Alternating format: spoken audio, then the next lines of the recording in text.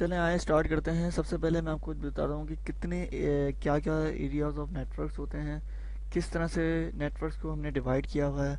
उसके बारे में थोड़ी सी बहुत इन्फॉर्मेशन देता हूँ मैं आपको कि कितनी तरह के एरियाज होते हैं और वो किस तरह से वर्क करते हैं। सबसे पहले आता है हमारा लोकल एरिया नेटवर्क, जो हमारा इंटरनल नेटवर्क कहलाता है किसी भी ऑफिस का। लोकल एरिया नेटवर्क क्या होता है? एक लिमिटेड एरिया होता है। इसके अंदर जो हमारी स्पीड होती है वो कम से कम भी 10 मेगाबाइट से 100 मेगाबाइट चलती है आज के ज़माने में।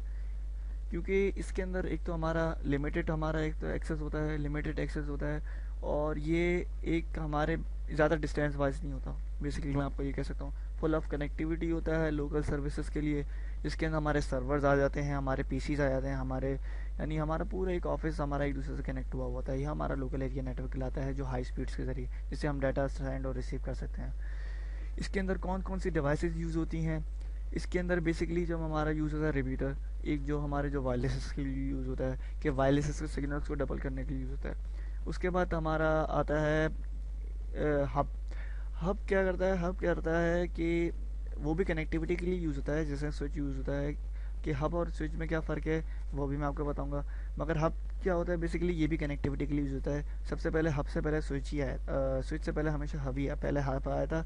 मगर इसके कुछ डिसएडवांटेजेस थे, जैसे उसको सब्स्टिट्यूट करके इसका फिर इंटरनेट स्विच निकाला। फिर इथरनेट स्विच के बाद हमारा है ब्रिज। ब्रिज भी ब्रिज जो बेसिकली हमारा कनेक्टिविटी की, जैसे हमारा इथरनेट स्विच जो हमारा एक लैन कनेक्टिविटी शो करता था कि हमारा हमारा पूरा का पूरा ऑफिस को एक दूसरे से पूरा कनेक्टिविटी शो कर रहा है। उसके बाद ब्रिज आया। ब्रिज क्या करता था? अगर हम दो बिल्डिंग्स को कनेक्ट करते थे तो हमारा ब्रिज आया था। ये राउटर से पहले की चीज़ आई थी भाई मार्केट में, ये भी बताता हूँ मैं आपको क्या चीज़ आई थी। इसके बाद फिर आया था राउटर। राउटर हमारे वाइड एरिया नेटवर्क को लोकल एरिया नेटवर्क को कनेक्ट करने के लिए यूज़ होता है बेसिकली। स्विच, हब और ब्रिज ये सारे लेयर 2 हैं, और राउटर से लेयर 3 है। अब आपको ये बोल रहा सोच रहा हूँ कि ये लेयर 2 कहाँ से आ गया बीच में और ये लेयर 3 कहाँ से आ गया बीच में।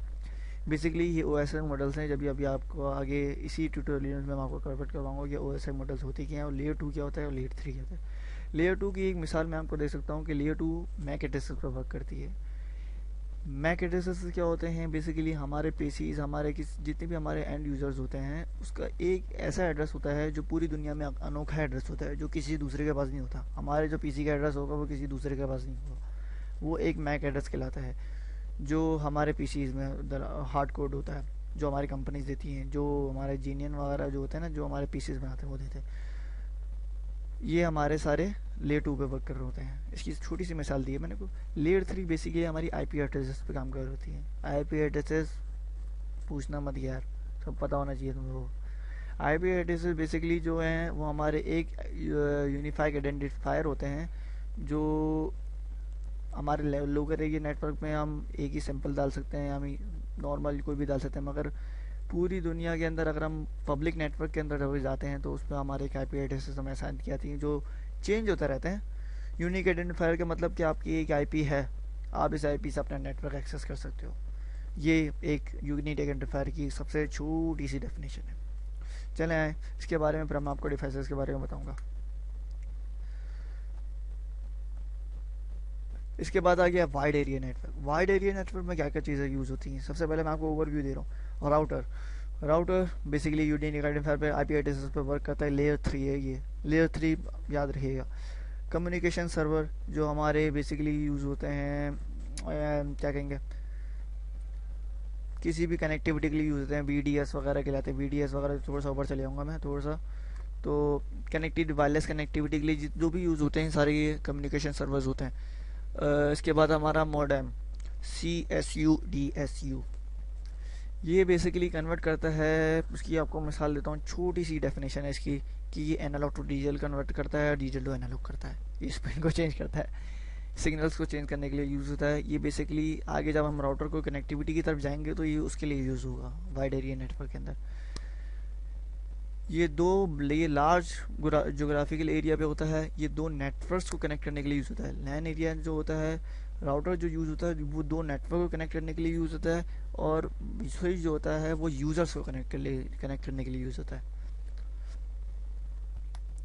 ये हमारा man area network. Man area network कहलाता है हमारा मेट्रोपॉलिटन एरिया नेटवर्क। ये बेसिकली हमारा जैसे मैन एरिया नेटवर्क हमारा कहलाएगा लोग हमारा पूरा कराची, यानी कराची तो बहुत बड़ा हो गया, हमारा इलाका समझ लें जैसे फेडरल भी एरिया है, फेडरल भी एरिया पूरा ही ये मैन है। इसके अंदर कंप्लीट इसकी बिल्डिंग्स है, इससे हमें एक दूसरे कनेक्टिविटी हो रही है, जिसके अंदर हमारे राउटर्स लग रहे हैं, स्विचेस लग रहे हैं। और अगर हम HBL की मिसाल ले लेते हैं, माशाल्लाह से बहुत बड़ा नेटवर्क है उनका, तो वो किस तरह से चलते हैं कि जिस तरह से उनका एक कोर आ रहा है, जो हमारा HBL की उनकी बिल्डिंग है, जो उनका कोर पॉप है, उससे फिर कनेक्टिविटी हुई है ब्रांचेस की, तो उन्होंने पूरा मैन एरिया नेटवर्क बनाया हुआ है। सैंड साइट यानी स्टोरेज एरिया नेटवर्क अभी अभी आगे आएगा, जहाँ हमारा सारा का सारा डाटा सेव हो रहा होगा। ये हमारा स्टोरेज एरिया नेटवर्क, हमारा कस्टमर प्रेमिसेस, ये पूरा बैंक नेटवर्क अगर आप देखें ना तो बिल्कुल वैसे ही लग रहा है कि उसका कोर एक जगह पे है, दूसरी इसकी सारी ब्रांचेस हैं, ब्रांचेस के बाद उसके पॉप्स आ गए, पॉप्स के बाद उसका स्टोरेज एरिया नेटवर्क जहाँ उसका डाटा सारा सेव हो रहा है, ये सारे की सारी चीज़ें आ रही हैं। ये सारा इसमें मेट्रोपॉलिटन एरिया नेटवर्क आ गया, मगर अब वो ख़त्म ही हो गया। लोकल एरिया नेटवर्क इतना बड़ा हो गया कि मैन की ज़रूरत ही नहीं पड़ती, मगर ये आपको समझाने के लिए बता रहा हूँ मैं। Storage area network, storage area network क्या होता है, जिससे हमारे सारे डिवाइसेस हमारे कनेक्टिव होती हैं। हर एक कंपनी के अंदर एक स्टोरेज नेटवर्क होता है, जहाँ हमारा सारा का सारा नेटवर्क कनेक्ट हो रहा होता है। अगर हम किसी बैंक्स वगैरह की मिसाल लेते हैं तो उनका भी स्टोरेज एरिया नेटवर्क होगा, जो हमसे बहुत बड़ा होगा हमारे नेटवर्क से। तो ये एक जो हमारा जो कोई भी अगर आपका सैन अगर आपसे कोई पूछता है तो आप उसको डिफाइन कर सकते हो कि स्टोरेज एरिया नेटवर्क क्या होता है। वर्चुअल प्राइवेट नेटवर्क, वाह, ये बड़ा ज़बरदस्त चीज़ है भाई। कि वर्चुअल प्राइवेट नेटवर्क क्या होता है कि हम ऑफिस से बाहर है, मोबाइल कनेक्टिविटी, हमारा लैपटॉप बैठा खड़ा हुआ है, हम लोग किसी पार्किंग लॉन में या फिर कहीं मॉल में बैठे हुए हैं, हमें अपने ऑफिस से कनेक्ट हो रहा है। तो हम किस तरह से कनेक्ट हो गए, हमारा ऑफिस तो बहुत ज़्यादा सिक्योर है, हमारा एक्सेस तो नहीं देगा कि हम लोग किसी ना हमारे पास कोई वायर्ड लगी हुई, हमारा कुछ भी नहीं लगा हुआ, हम लोग अपने ऑफिस से कम से कम इतनी दूर हैं, तो हम अपने ऑफिस के नेटवर्क से कैसे कनेक्ट हो, लोकल एरिया नेटवर्क से। वो हमारा कनेक्ट करता है वर्चुअल प्राइवेट नेटवर्क। वो क्या करता है, मैं जैसे टेलीकम्युनिकेटर बंदा है, ये क्या कर रहा है, नेटवर्क से कनेक्ट हुआ IP नेटवर्क से, जो हमारा इंटरनेट के थ्रू से ही वो अपने हेडक्वार्टर से कनेक्ट हो सकता है। वो हमारा वर्चुअल प्राइवेट नेटवर्क होता है। ये हमारी सिक्योरिटीज़ में आता है, सिक्योरिटी, CCNP सिक्योरिटी जितना भी होता है, ये सारे वर्चुअल नेटवर्क प्राइवेट। टनलिंग किस तरह से बन रही है, किस तरह से मैं दुनिया में कहीं भी बैठा हूँ, मैं अपने कंप्यूटर को किस तरह से एक्सेस कर सकता हूँ, ये सारा वर्चुअल प्राइवेट नेटवर्क पे आता है हमारा। Benefit of virtual private network, इसमें तो अच्छी खासी डायग्राम नज़र आ रही होंगी, थोड़ा सा परेशान हो रहे होंगे क्या चल रहा है ये। तो ये कॉन्सेप्ट ज़रूरी हैं, क्योंकि जब आप नेटवर्क के अंदर आप घुस रहे हो तो आपको हर चीज़ की नेटवर्क के बारे में थोड़ी थोड़ी नॉलेज होना ज़रूरी है इसके लिहाज से। अब इसमें देखेंगे सिस्को का पूरा नेटवर्क आया हुआ है, तो इसमें क्या बता रहा है कि किस तरह से मल्टीपल साइट्स जो हैं वो हमारे एक हेड ऑफिस से कनेक्ट है। जैसे मैंने एक मिसाल पकड़ी हुई है HBL की। HBL हमारा है अपना IIT चंडीगढ़ रोड पे है। IIT चंडीगढ़ रोड के अंदर हमारा पूरा हेड ऑफिस बना हुआ है, लेट सपोज। अब मेरी ब्रांच कहीं और है, अब मैं उससे कनेक्टिविटी करने जा रहा हूँ। बैंक बहुत ज़्यादा वो क्या कहते हैं, बहुत ज़्यादा इंपॉर्टेंट सिक्योरिटी बिहेव करता है। तो उसके लिए हम क्या करेंगे कि हम एक ऐसा टनल बनाएंगे, इंटरनेट के थ्रू होते हुए जाएंगे। तो इंटरनेट के अंदर तो हैकर्स भी आते हैं, तो हमें उनसे बचते हुए हमारा डाटा सिक्योर करके हमें अपनी डेस्टिनेशन तक पहुँचाना है। तो उसके लिए हम लोग यूज़ करते हैं वर्चुअल प्राइवेट नेटवर्क। और वर्चुअल प्राइवेट नेटवर्क एक ऐसी चीज़ है जो हमारी चीज़ को सिक्योर करते हुए, एनकैप्सुलेशन करती हुए, उस चीज़ को छुपाते हुए वो हमें सोर्स से डेस्टिनेशन तक हमारा सारा का सारा डाटा सेंड करती है। ये बेसिकली एक छोटी सी मिसाल थी वर्चुअल प्राइवेट नेटवर्क की। नाउ आपको कुछ अंदाज़ा होगा कि किस तरह से नेटवर्क्स बिहेव करते हैं, किस तरह से टपोलॉजी बनती है लोकल एरिया नेटवर्क की, थोड़ा बहुत अंदाज़ा हो गया होगा। चलिए आप स्टार्ट करते हैं डिवाइसेस को समझने के लिए। डिवाइसेस में सबसे पहले हम इसको हब को लेंगे। हब हमारा सबसे पहले स्विच से पहले हब आया था। हब क्यों एब्सोल्यूट हुआ, ये भी वजह बताता हूँ मैं। हब कनेक्टिविटी के लिए यूज़ होता था कि हमारा जैसे बॉब सैली की एक मिसाल ले रहे हैं हम, कि जब हम बॉब हमारा डाटा सेंड करता था वो सैली के पास भी जाता था। ये बिल्कुल सही वर्क कर रहा था, मगर क्या मसला हुआ कि अब हब को एब्सोल्यूट करना पड़ गया। हब के अंदर कभी भी हम एक से ज़्यादा यूज़र जब यूज़ करते हैं तो हब के अंदर मसला होता है कि एक कोलिजन डोमेन होता है और एक ब्रॉडकास्ट डोमेन होता है। हब हमेशा मैक एड्रेस पे वर्क करता है कि वो मैक एड्रेस को देख के सेंड करता है, मैक एड्रेस पे वर्क करता है, कोई IP एड्रेस पे वर्क नहीं करता। तो हब क्या करता था बेसिकली कि उसका एक कोलिजन डोमेन एक था और एक ब्रॉडकास्ट डोमेन। कोलिजन डोमेन क्या होता है, जब हम एक ही वक्त में मल्टीपल डाटा सेंड करें तो वो कोलाइड हो जाता है, यानी सामने से मैं आपकी मिसाल एक तरह से दे सकता हूँ कि एक ही सड़क के अंदर वन वे के अंदर अगर सामने दोनों सामने सामने से गाड़ियाँ आ रही हों तो वो दोनों से क्या करेंगी, कोलाइड हो जाएंगी। सही है ना। तो यही मिसाल है। इसी तरह से क्या होता था, डाटा भी इसी तरह से कलेक्ट होता था। मैं आपको बेसिकली एक मिसाल, एक आपको वो दूंगा, टिप दूंगा कि नेटवर्क को समझने के लिए हमेशा कोई भी चीज़ आए तो उसको आप हमेशा अपनी लैंग्वेज में ट्रांसलेट कर लें, तो उससे अंदाज़ा हो जाएगा कि आपको आसान समझने में आसानी हो जाएगी। अब क्लाइंट का क्या इशू आ गया, तो ये इशू आ गया जब डाटा एक ही वक्त में दो बंदे सेंड कर रहे होंगे और ये हाफ डुप्लेक्स था।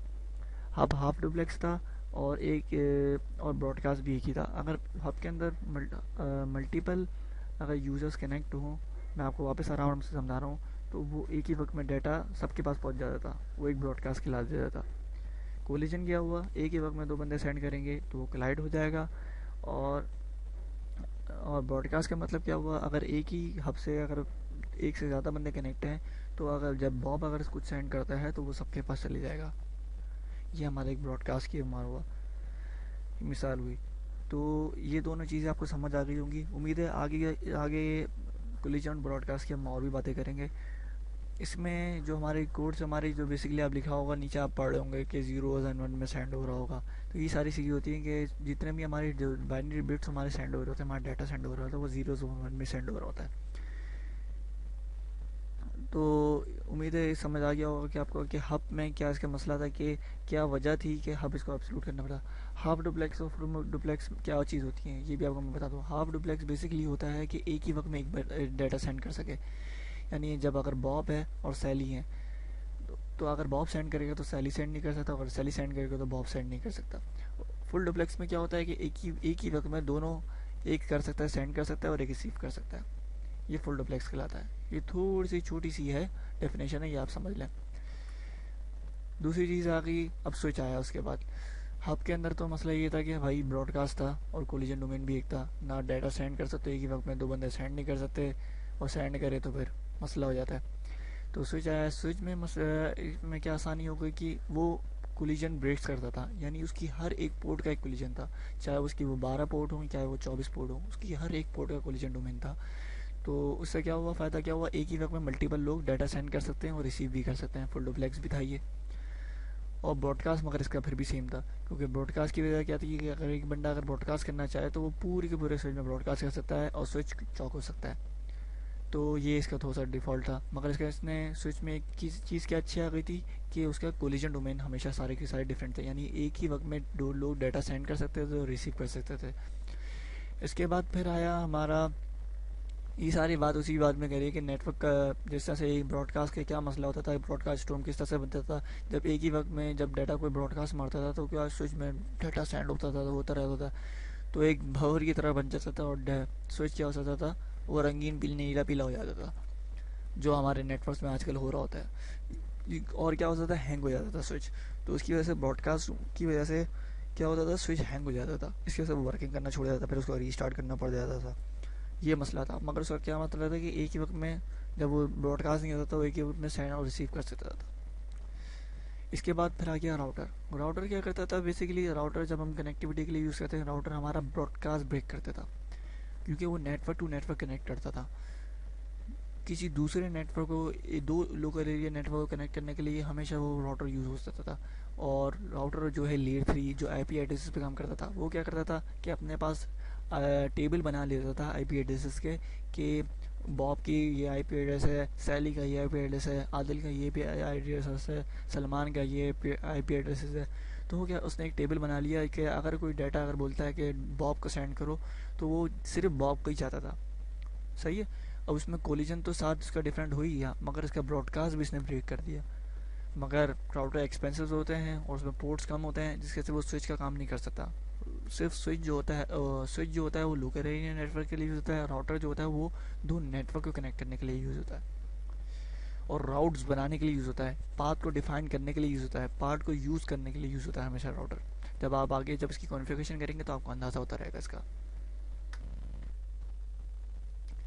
अब इसकी एक बेनिफिट क्या थे इसके अंदर, कि मैंने आपको जिस तरह से बताया कि ये बाय डिफ़ॉल्ट जो था वो ब्रॉडकास्ट ब्रेक करता था, लेयर 3 पे वर्क करता था, आईपी एड्रेस पे यूज़ होता था, ये पैकेट स्विचिंग पे करता था, पैकेट फिल्टरिंग, यानी हमारे अगर मल्टीपल पैकेट्स आ रहे हैं तो उसको कहाँ कहाँ भेजना है, किस तरह से भेजना है, कौन से यूज़र्स को सिर्फ उसको डिफाइन करना है, कौन से यूज़र्स को भेजना है, सिर्फ उस पर्टिकुलर यूज़र को ही जाकर वो देता था। पाथ सिलेक्शन करता था कि किस पाथ से मेरा ये डेस्टिनेशन करीब पड़ती है, उस पाथ को डिफाइन करता था, उस पाथ के ज़रिए से डाटा भेजता था। तो ये बहुत सारे फ़ायदे थे जो स्विच के अंदर नहीं थे, जो इंटर नेटवर्किंग स्विचिंग करता था, दो नेटवर्क्स को मिलाता था, जैसे मैंने आपको बताया, ये दोनों सारे काम करता था। उम्मीद है आपको स्विच, हब और उसके बाद समझ आ गया होगा। अब हम स्टार्ट करते हैं OSI मॉडल। OSI मॉडल्स क्या चीज़ें होती हैं? OSI मॉडल बेसिकली क्यों आया है, किस लिए आया, ये बेसिकली किस तरह से कम्युनिकेशंस होती हैं, जैसे से मैंने आपको बताया। अब हम उसके अंदर आ गए हैं डीपली, यानी हम किस तरह से नेटवर्क एक वर्क करता है, किस तरह से डाटा ट्रांसफ़र होता है एक यूज़र से दूसरे यूज़र तक। अब हम उसकी बात करेंगे, क्योंकि अब हमने ऊपर से डिवाइसेस पढ़ ली, हमें लोकल एरिया नेटवर्क समझ आ गया, हमें सब ऊपर से समझ आ गया। अब हम थोड़ी सी डीपली जाएंगे उसके अंदर कि OSI मॉडल्स क्या करती हैं।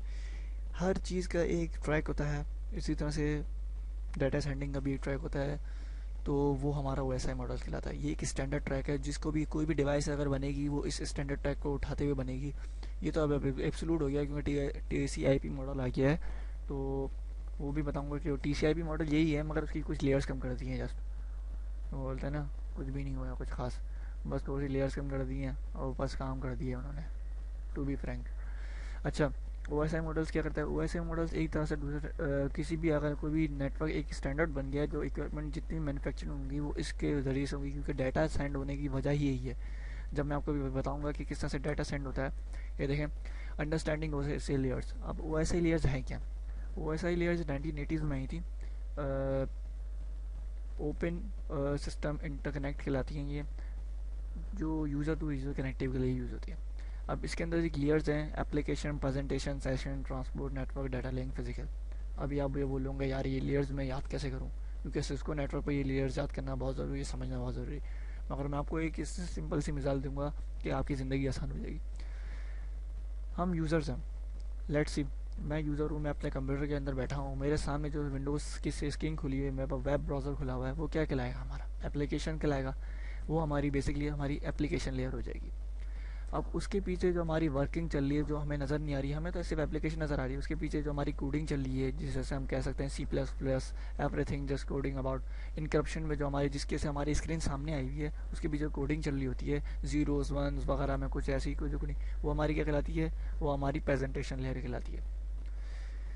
कोई भी लैंग्वेज वगैरह जो हमारे पीछे वर्क कर रही होंगी वो सारी प्रेजेंटेशंस कहलाती हैं, वो हमारी प्रेजेंटेशन के लिए यूज़ हो रही थी। सेशन लेयर क्या वर्क करती हैं?